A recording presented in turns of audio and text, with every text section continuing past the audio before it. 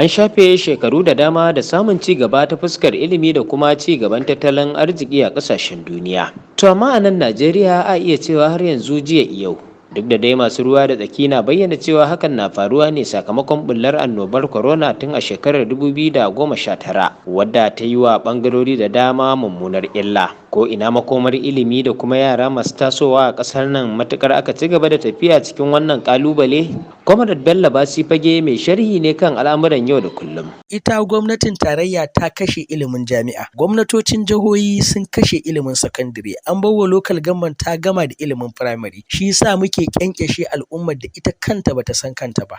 Wanda in muka ci gaba da tafiya a wannan tsarin ina tabbatar maka hakan ba zai taɓa haifar mana da ɗa mai ido ba. Abin da zai tabbatar maka da cewa ba su yadda da tsarin ilimin da suke ko kuma yake ƙarƙashin kulawarsu ba. Zaka ga cewa tun daga kan shugaban ƙasa zuwa kan gwamnoni da ciyamomi da 'yan majalisu da sauransu kaso 99.9 nasu babu wanda yake iya kai ɗansa a makarantar da take ƙarƙashin kulawarsu. Batun rashin kyakkyawan albashi ga malaman makaranta a ƙasar nan na daga cikin abubuwan da a wannan lokaci ke zama tarnaƙi a harkokin koyo da koyarwa domin da ruwan ciki ake jan da rijiya. Mun zanta da wasu malaman firamare da sakandare game da kalubalen da suke fuskanta ga kuma abin da suke cewa.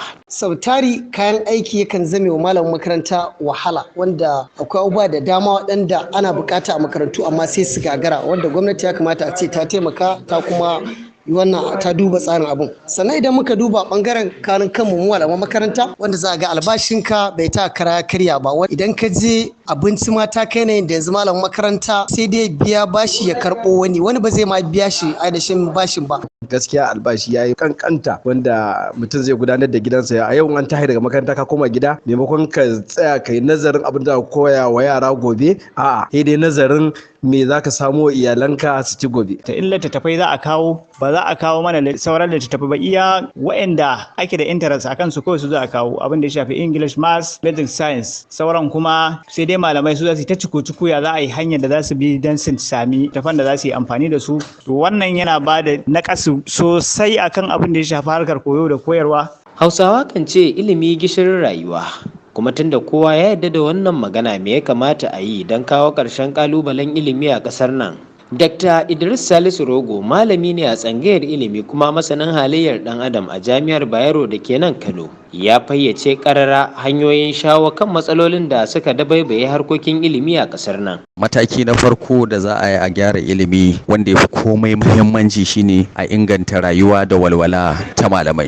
Duk sanda aka ce da kai malami yana cikin kunci, malami yana tunanin abin da zai ci, ko me aka yi wa ilimi ba zai gyaru ba. Abu na biyu da za a yi wa ilimi shine duk wani mai iko tun daga kan shugaban kasa zuwa gwamna su daina kai 'ya'yansu kan private school su dawo da su makarantun gwamnati. Wannan zai sa a sa ido akan harkar ilimi kuma a san me ilimi yake faruwa. Abu na uku da za a yi wa ilimi shine lalle a improving abin da ake kira monitoring.